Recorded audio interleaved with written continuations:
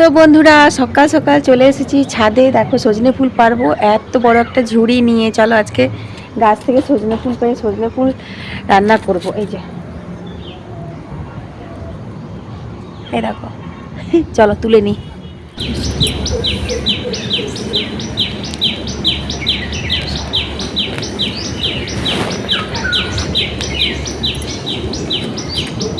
তো চলো, হয়ে গেল। এই দেখো তুলেছি, এইটাতেই আশা করি হয়ে যাবে। এর মধ্যে আলু বেগুন পড়বে, আলু বেগুন দিয়ে সজনে ফুলে ঝাল দেওয়া খেতে খুব ভালো লাগে।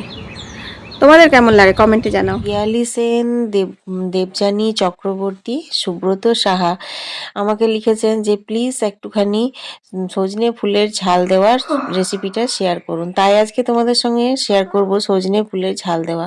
বিশেষ কিছুই লাগে না, সর্ষের তেলের ওপর অল্প একটু পাঁচফোড়ন আর একটু কাঁচা লঙ্কা কুচিয়ে, যে যেমন ঝাল খাও লঙ্কাটার পরিমাণটা সেরকমই হবে।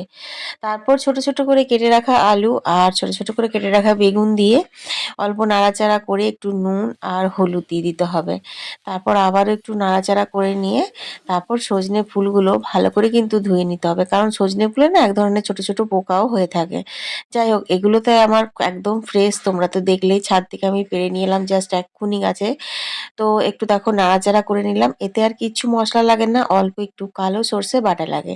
এই সর্ষে বাটা দেওয়ার পর এত সুন্দর গন্ধ বেরোবে সজনে ফুলের রান্নাটার, যে সারা বাড়ি মোমো করবে, এমনকি পাড়া প্রতিবেশীরাও জানতে পারবে আজ তোমাদের বাড়িতে সজনে ফুলের চচ্চড়ি হয়েছে। বাস, অল্প একটু জল দিলাম, কারণ বেগুন থেকে আর ফুল থেকেই তো জল বেরোবে। মিনিট পাঁচেক পরেই দেখো একদম পুরো সেদ্ধ হয়ে গেছে, আলু বেগুন ফুল সমস্ত একদম শুকনো শুকনো করে নামিয়ে নিতে হবে। তো এই বসন্তকালে কিন্তু সজনে ফুলের এই রেসিপিটা অবশ্যই একবার ট্রাই করো গরম ভাতে।